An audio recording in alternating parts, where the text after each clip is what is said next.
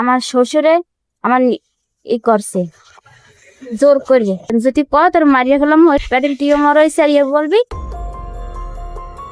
শারমিন একজন গৃহবধূ। স্বামী প্রবাসে যাওয়ার সময় নিজের পরিবারের লোকজনের সাথে তাকে রেখে যান, কিন্তু সেই পরিবারের মধ্যেই লুকিয়ে ছিল ভয়ঙ্কর অপরাধী। যে মানুষটাকে তিনি বাবা বলে সম্মান করতেন, সেই শ্বশুর হয়ে ওঠেন মূল অপরাধী। এমনটাই অভিযোগ শারমিন আক্তারের। যদি কয় তোর মারিয়া গেলাম মুখ টুক ইটি করছে। এবার আমি বলছে এই রোগের কথা কই। শারমিন আমার বাপের বাড়ি ওই গজালিয়া, আর পরের বাড়ি তেঁতুলতলা। আমার শ্বশুরে আমার করছে জোর করে।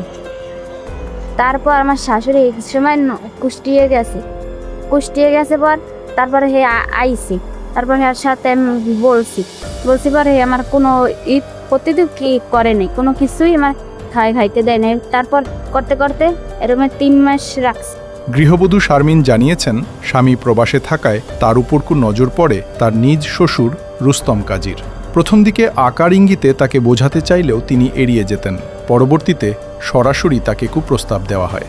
সবকিছু জেনে বুঝে তিনি এড়িয়ে যাওয়ার চেষ্টা করলেও একদিন বাড়িতে কেউ না থাকার সুযোগে গভীর রাতে শ্বশুর ঢুকে পড়েন তার কক্ষে এবং জোরপূর্বক তাকে নির্যাতন করেন। 3 মাস রাখলো। 3 মাস পর হাসপাতালে আমার ফলাইতে আইসে পর আমি সন্তান আমি ভালাম না। এবার ডাক্তারের লাগে কোন কথা কইছে। তারপরে আমার বাড়ি এবার লইয়ে গেছে।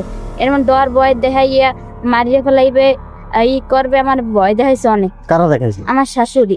ঘটনা যদি এখানে শেষ হতো তাহলে হয়তো ভালো হতো, কিন্তু ঘটনা এখানে শেষ হয়নি।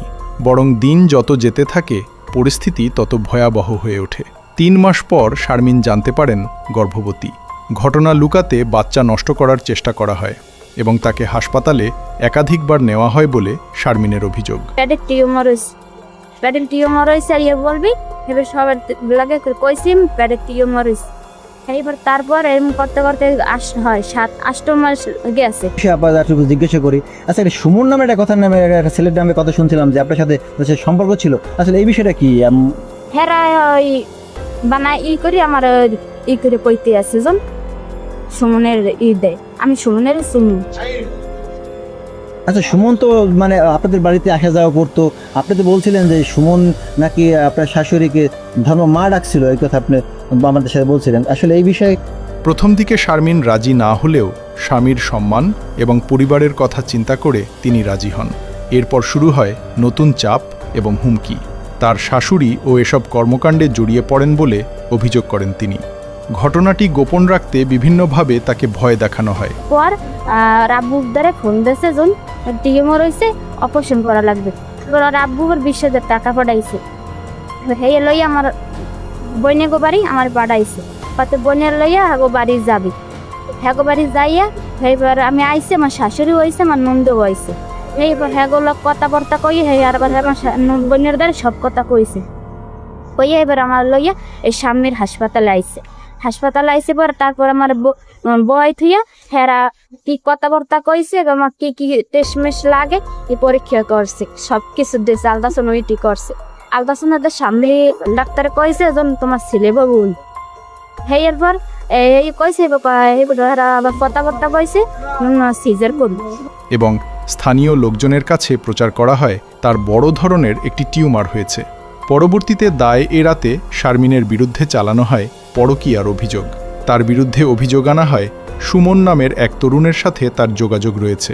রাত 12টার সময় সিজার হয়েছে। 12টার সময় সিজার হয়েছে। এবার তার আমার জ্ঞান নাই পর তারপর বাচ্চা আমি এক বেডে, বাচ্চা আমি আর এক বেডে। আমি সকাল হয়েছি, সকালে 9টা না কয়টা বাজে আমার জ্ঞান ফিরছে। দেখছি খেলে বাচ্চা এই আর এক বেডে, আমি এই আর এক। এবং তাদের মধ্যে অনৈতিক সম্পর্ক রয়েছে। এদিকে সন্তানটি জন্মলাভ করে এবং সাথে সাথেই তাকে লিপি নামের এক ব্যক্তির মাধ্যমে বিক্রি করে দেওয়া হয়। বাড়ি এসে হ্যার নাম লাভলি আর শাশুড়ি। তারপর আইসি হেরা কেমন তারা আইসি বলতে পারিনি। এবার আইয়ে হেরা দেখছে জন সত্যি বাচ্চা আর এক বেডে শো। এবার হ্যাঁ দেখছে, এবার হেরা দেখছি গেছে। আমার নন্দে আবার আমার বাচ্চা দেখছি কোলে লইছে, কোলে লইয়া তারপর বাচ্চাটা লইয়া হেরা নাইমাই করছে। ঘটনার পর আর চুপ থাকেননি শারমিন। তিনি থানায় মামলা দায়ের করলে পুলিশ অভিযুক্ত রুস্তম কাজীকে গ্রেফতার করে। আপনার এই বাচ্চাকে আপনার যে একটা কথা শুনলাম যে বাচ্চা অপহরণ চুরি করছে, এটা কি আসলে সত্য? আমি তো বলতে পারি না। তারপরে এই আমার পরের বাড়ি গেছি পর আমার লইয়ে গেছে হাসপাতাল এইতে বাড়ি। তারপর আমি যে সন্তান আমি দেখিনি সেইবার আমার আবার সেই জায়গায় গুনে ভয়টা দেখাইয়ে বাড়ি গুনে আমার মামার শ্বশুরের বাড়ি নিয়েছে। মামার শ্বশুরের বাড়ি নিয়ে আমার সন গজালি আবার নিয়েছে। এই ঘটনার সাথে সংশ্লিষ্ট আরও এক ব্যক্তিকে আটক করা হয়েছে বলে জানা গেছে।